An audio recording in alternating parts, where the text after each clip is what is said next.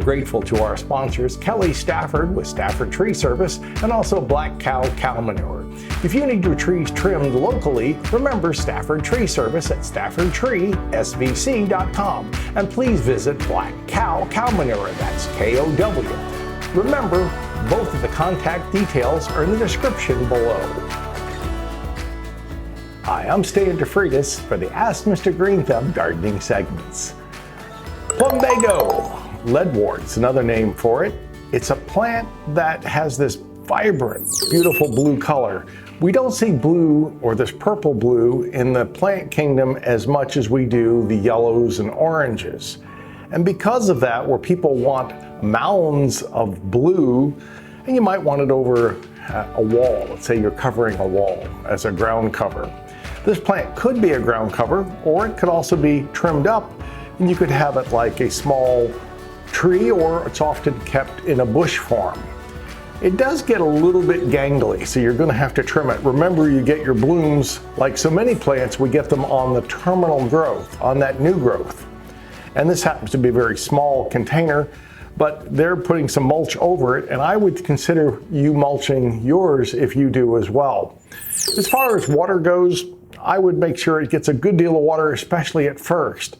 A lot of people put in new plantings, and then it's like, they forget it. It's like having a baby. You're going to have to make sure you watch it a lot at first. Once this plant has been around for a year or two in your garden, you won't have to worry about it nearly as much. Trimming, you're going to have to take it back from time to time. It needs pretty good light. If you have it in bright light, it blooms well. If it's in real shade, well, you're not building enough food in the leaf in the photosynthetic factory, so we start getting less blooms. We're going to get a plant that's going to be more spindly and less flowers.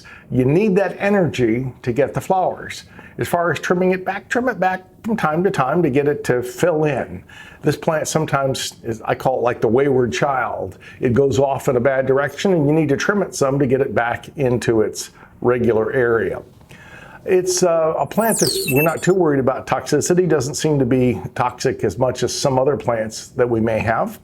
We've talked about improving the soil. I would add the peat, I'd add the cow manure. I'd really make that, investment in the soil. If you make it the investment in your soil, it'll usually pay off in the long run on the kind of results that you're going to get. I would normally use a general fertilizer, 10-10-10, 14-14-14, usually even spaced. Now I know with some of the fertilizer restrictions, and that was brought up to me recently. We had one of our viewers say, hey, in our area we are under restrictions. Well, watch your restrictions for your particular part of the country. In some areas they've cut back on nitrogen and they've cut back on phosphorus. And if you've got waterways, that's the reason they're doing it. Too many people were not being careful with their fertilizer, and they would get it on walkways and down into drainways and get it into the water. Put your fertilizer right where it needs to be. Make sure you keep that fertilizer around the root system. If you fertilize and then you mulch over it, you'll tend to hold that fertilizer better. Anytime it's on the surface, it tends to be either can evaporate back into the atmosphere if it's nitrogen, or it can be washed off if it's on the surface. It's better if it's incorporated into soil or mulch. And in Florida, sometimes we even get people who put layers of shell on there. Don't know if I'm that big on shell, but a lot of people like to use it for beachy landscapes because, well, it fits the beach idea.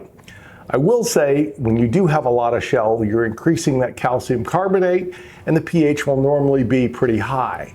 Check your pH, which most people don't do. You may need to change that pH and help add some soil acidifier or sulfur to bring that pH in a better range. This plant would probably prefer a 5.5 to about 6.5 if it has its options.